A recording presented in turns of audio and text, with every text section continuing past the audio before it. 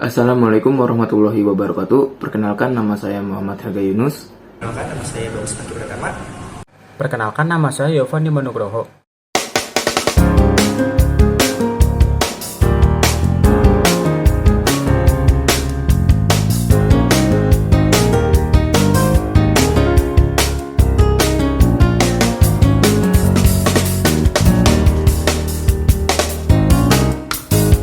Materi yang akan kami jelaskan pada video ini yang pertama ada perkembangan, perambatan, dan karakteristik serta sifat gelombang elektromagnetik.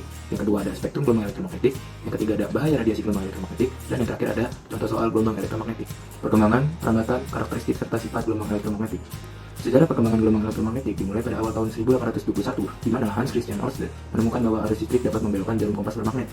Kemudian, pada tahun 1831, Michael Faraday dan John Henry menemukan induksi yang menghasilkan medan listrik karena adanya medan magnet yang berubah. Kemudian, tahun 1864, James Clerk Maxwell mengemukakan sebuah hipotesis tentang gelombang elektromagnetik, dan hipotesis tersebut dikonfirmasi benar oleh Heinrich Hertz pada tahun 1887. Jadi, gelombang elektromagnetik adalah gelombang yang dihasilkan dari perubahan medan magnet dan medan listrik dalam arah yang saling tegak lurus dengan arah hambatannya. Perambatan gelombang elektromagnetik. Gelombang elektromagnetik termasuk ke dalam gelombang transversal dengan arah medan listrik E tegak lurus terhadap medan magnet B. Dapat dilihat pada gambar berikut ilustrasi pergerakan gelombangnya. Medan listrik berisolasi ke atas dan ke bawah, sedangkan medan magnet beroscilasi ke kiri dan ke kanan. Kedua medan tersebut bergetar saling tegak lurus satu sama lain dan juga arah hambatnya. Perambatan gelombang elektromagnetik melalui ruang hampa udara. Maxwell menurunkan rumus untuk kecepatan gelombang elektromagnetik dalam ruang hampa sebagai V sama dengan C sama dengan P per B, di mana C adalah kecepatan gelombang elektromagnetik dalam ruang hampa, adapun E dan B adalah besaran medan listrik dan medan magnet pada satu titik yang sama dalam ruang, sehingga kecepatan itu menjadi C sama dengan 1 per akar epsilon 0 dikali mu 0, di mana epsilon 0 ini adalah permitivitas listrik pada ruang hampa dan mu 0 adalah permeabilitas magnet pada ruang hampa. Perambatan gelombang elektromagnetik melalui materi. Gelombang elektromagnetik juga dapat merambat melalui materi. Contoh materinya yakni udara, kaca, dan air. Tiga materi tersebut berbahan konduktor yang disebut dielektrik. Kecepatan gelombang elektromagnetik melalui dielektrik selalu lebih kecil daripada kecepatan gelombang dalam ruang hampa. Maka dinyatakan dengan persamaan V sama dengan C per akar K, di mana K dalam ruang hampa bernilai 1 dan kecepatan gelombang sama dengan C. Dan jika di udara, K bernilai 1,00054 dan gelombang elektromagnetik bergerak hanya sedikit lambat dari C. Karakteristik gelombang elektromagnetik. Kecepatan gelombang elektromagnetik diperkirakan sekitar 3 dikali 10 pangkat 8 meter per second yang dilambangkan sebagai C atau kecepatan cahaya. Hubungan panjang gelombang dengan frekuensi dinyatakan sebagai lambda sama dengan V per F. Gelombang elektromagnetik yang merambat di udara atau ruang hampa, kecepatannya dinyatakan dengan C, maka persamaan tersebut menjadi lambda sama dengan C per F.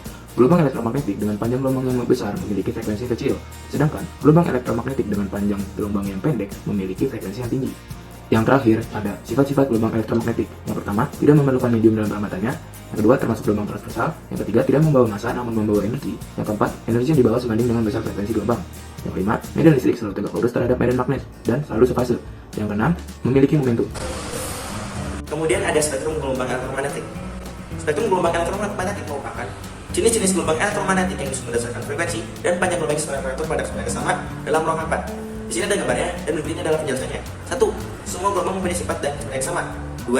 Frekuensi dan panjang gelombang dari masing-masing gelombang berbeda. 3. Semakin kanan, energi dan frekuensinya semakin besar. 4. Semakin kiri, panjang gelombangnya semakin besar. Jenis-jenis spektrum gelombang. 1. Gelombang radio. Gelombang radio memiliki panjang gelombang sekitar 10 meter dengan frekuensi sekitar 10 Hz. Di mana pemanfaatannya itu adalah untuk teknologi radio, televisi, telepon, dan radar. Berikut ini adalah jenis-jenis frekuensi radio. Adapun penjelasan lebih lanjutnya bisa dilihat dari tabel berikut ini. Lalu ada paket-paket gelombang radio. Yang pertama adalah modulasi frekuensi AM dan modulasi frekuensi FM. Untuk gelombang AM menggunakan prinsip pengubahan amplitudo, yaitu gelombang suara pada sumber akan mengubah amplitudo dari gelombang pembawanya. Untuk gelombang FM menggunakan prinsip pengubahan frekuensi, di mana gelombang suara pada sumber akan mengubah frekuensi dari gelombang pembawanya. Di sini gelombang AM memiliki jangkauan yang luas dibandingkan dengan VM. Namun, radio saat ini banyak menggunakan saluran gelombang VM daripada AM. Hal ini dikarenakan kualitas suara yang dihasilkan gelombang VM lebih bagus dan lebih tahan terhadap cuaca buruk. Yang kedua, gelombang mikro. Gelombang mikro memiliki panjang sekitar 10 pangkat min 2 sampai 10 pangkat min per meter dengan frekuensi sekitar 10 pangkat 9 sampai 10 pangkat 12 Hz, sehingga termasuk dalam gelombang radio berfrekuensi tinggi, di mana pemanfaatannya itu adalah pada open microwave berupa efek panas untuk memasak. Adapun rumus yang ada pada gelombang mikro yaitu adalah sebagai berikut. S sama dengan C dikali delta T per 2, di mana S merupakan jarak pusat radar sebenarnya meter dan C adalah kecepatan cahaya sebenarnya adalah meter per second, dan delta T merupakan selang waktu antara pemancar dan penerima semuanya adalah second. Yang ketiga, sinar inframerah. Gelombang ini memiliki panjang sekitar 10 pangkat min 3 sampai 10 pangkat min 5 meter dengan frekuensi sekitar 10 pangkat 11 sampai 10 pangkat 12 Hz. Untuk kegunaannya itu adalah untuk remote TV dan transfer data di ponsel. Yang keempat, sinar tampak. Sinar tampak terdiri dari 7 macam yang disebut warna. Jika diurutkan dari frekuensi yang paling kecil ke frekuensi yang paling besar, diperoleh merah juga kuning, hijau biru dan ungu, atau dikenal dengan warna pelangi. Panjang gelombang suara cahaya tampak berkisar antara 10 hingga 750 nanometer dengan frekuensi sekitar 10 pangkat 15 Hz. Di sini ada tabel gelombang cahaya tampak. Untuk penjelasan lebih lanjut bisa dilihat dari tabel berikut. Yang kelima ada sinar ultraviolet atau UV. Sinar UV memiliki panjang gelombang 10 pangkat 8 sampai 10 pangkat 7 meter dengan frekuensi sekitar 10 pangkat 15 sampai 10 pangkat 16 Hz. Sinar ini berasal dari matahari.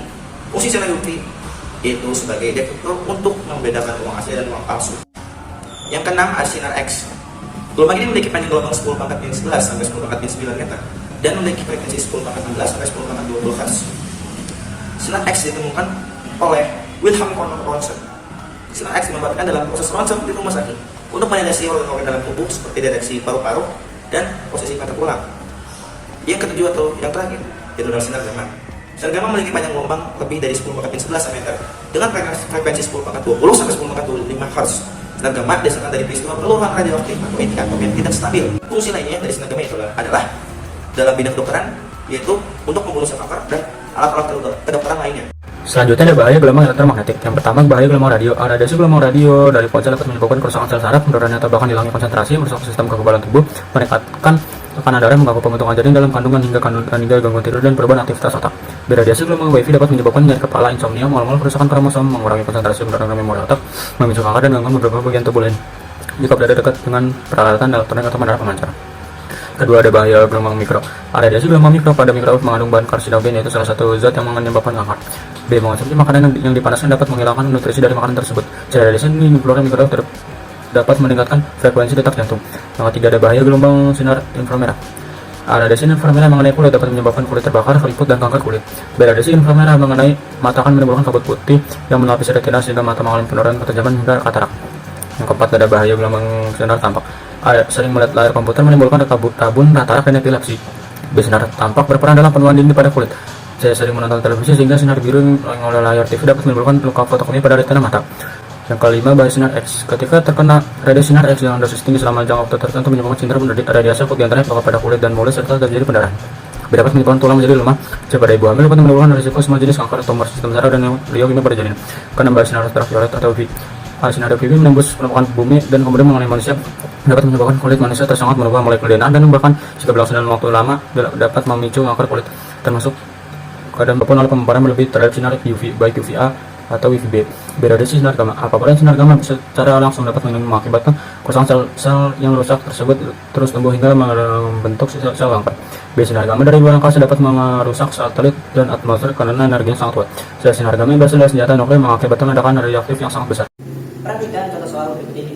Suatu gelombang elektromagnetik merambat dalam suatu medium dengan permeabilitas 1,25 kali 10 pangkat 6 Wb per AM. Jika permeabilitas medium 2 kali 10 pangkat 11 C pangkat 2 per nm pangkat 2. Besar cepat rambat gelombang elektromagnetik tersebut adalah, maka pertama-tama kita cari diketahui dulu.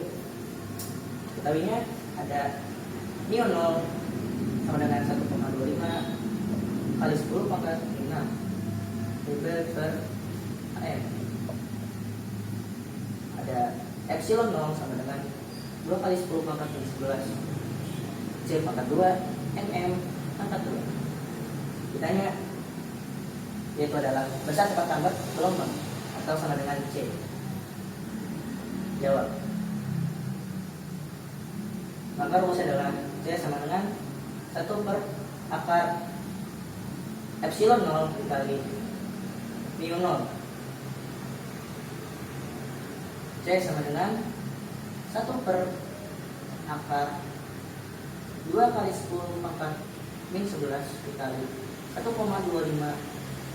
kali 10 pangkat min 6. Maka C sama dengan 1 per akar 2,5 kali 10 pangkat min 17. Maka C sama dengan 1 per